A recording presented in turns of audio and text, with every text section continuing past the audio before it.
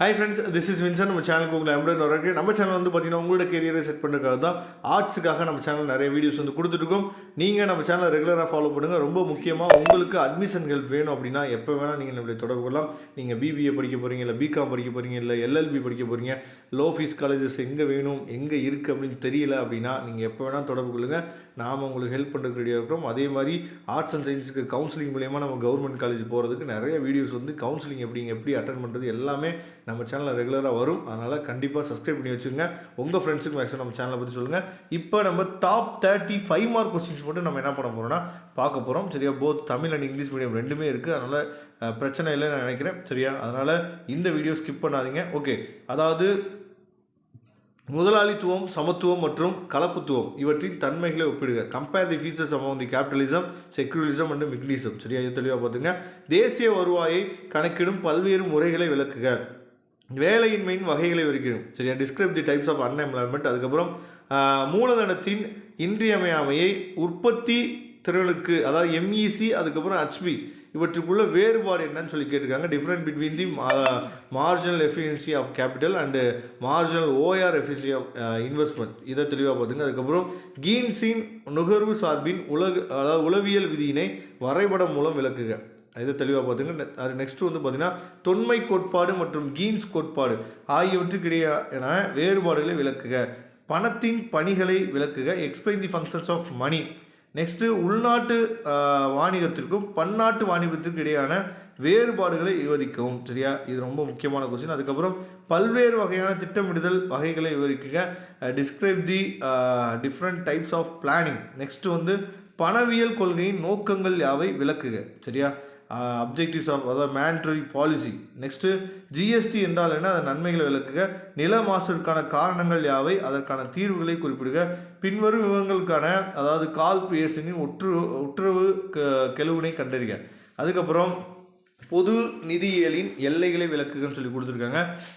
நம்ம சேனலில் ஏற்கனவே நம்ம இந்த சம்மெல்லாம் நம்ம டீச் பண்ணி அப்லோட் பண்ணியிருக்கோம். சப்போஸ் உங்களுக்கு வேணும் அப்படின்னா 12th எக்கனாமிக்ஸ் எக்ஸாம்பிள் சம்ஸ்ன்னு நீங்கள் போட்டிங்க அப்படின்னாவே நம்ம சேனலில் வீடியோ வந்துடும். அப்படி இல்லாத பட்சத்துக்கு நான் டிஸ்கிரிப்ஷன் பாக்ஸில் லிங்க் கொடுக்குறேன், பாருங்கள். நெக்ஸ்ட் செட் ஆஃப் கொஸ்டின்ஸ் வந்து பார்த்துடலாம். அதாவது முதலாளித்துவம் மற்றும் சமத்துவம் ஆகியவற்றின் இயல்புகளை ஒப்பிடுக. சரியா, அதுக்கப்புறம் தேசிய வருவாயின் முக்கியத்துவத்தை விவரிக்கவும். வேலையின்மையின் வகைகளை விவரிக்க. ரொம்ப முக்கியமான கொஸ்டின்ஸ் இது எல்லாமே. அதுக்கப்புறம் பணவியல் கொள்கையின் நோக்கங்கள் யாவை. அதுக்கப்புறம் பணமாற்று வீதம் எவ்வாறு நிர்ணயமாகிறது என்பதை உதாரணத்துடன் விளக்குக. குறிப்பெழுதுக. சார்க்கு பிரிக்ஸ் கண்டிப்பாக நமக்கு கேட்கக்கூடிய கொஸ்டின்ஸ் இது. நெக்ஸ்ட் நேர்முக மற்றும் மறைமுக வரிகளின் நன்மைகளை எடுத்து எழுதுக. புள்ளியியலின் இயல்பு மற்றும் எல்லைகளை விளக்குக. பல்வேறு வகையான திட்டமிடுதலின் வகைகளை விவரிக்கவும். பின்வரும் விவரங்களுக்கான கால்குலேஷன். சரியா, அதுக்கப்புறம் பொதுக்கடன் அதிகரிப்பதற்கான காரணங்களை விளக்குக. காற்று மாசுபடுதலின் வரைவிலக்கணம் கூறி காற்று மாசுபடுதலின் காரணங்களை விளக்குக. Define air pollution and mention the causes of air pollution. இதை தெளிவாக நீங்கள் பார்த்துக்கணும். அடுத்து கடைசி செட் ஆஃப் கொஸ்டின்ஸ் வந்து பார்த்துடலாம். அதாவது இருதுறை சூழல் ஒட்ட மாதிரியினை வரைபடத்துடன் விளக்கு. எக்ஸ்பிளைன் தி டூ செக்டார், அதாவது circular flow model with diagram. அதுக்கப்புறம் வணிக சுழற்சியின் பல்வேறு கட்டங்களை விவரிக்கும். முடுக்கி இயங்கும் விதத்தினை விவரிக்கும். பல்வேறு வகையான திட்டமிடுதல் வகைகளை விவரிக்கும். Describe the different types of planning. நாட்டின் பொருளாதார மேம்பாட்டில் அதாவது வங்கிகளின் பங்குகளை விளக்குக. சரியா, கமர்ஷியல் பேங்க்ஸை பற்றி கேட்டிருக்காங்க. அதுக்கப்புறம் பின்வரும் விவரங்களுக்கு திட்ட விளக்கத்தினை காண்க. ஸ்டாண்டர்ட் டிவியேஷன் கேட்டிருக்காங்க. நெக்ஸ்ட்டு பொருளாதார முன்னேற்றம் மற்றும் வெளிநாடு நேரடி இடையே உள்ள தொடர்பினை விளக்குக. நெக்ஸ்ட்டு குறிப்புரைக. சார்க் பிரிக்ஸ் ரொம்ப ரொம்ப முக்கியமான கொஸ்டின், அதனால தான் ரிப்பீட்டடாக வந்திருக்கு. வரி விதிப்பு விதிகளை விவரிக்கும். டிஸ்கிரைப் தி, அதாவது கனா ஆஃப் டேக்ஸ். அதுக்கப்புறம் நீர் மாசுக்கான காரணங்கள் யாவை. What are the causes for water pollution.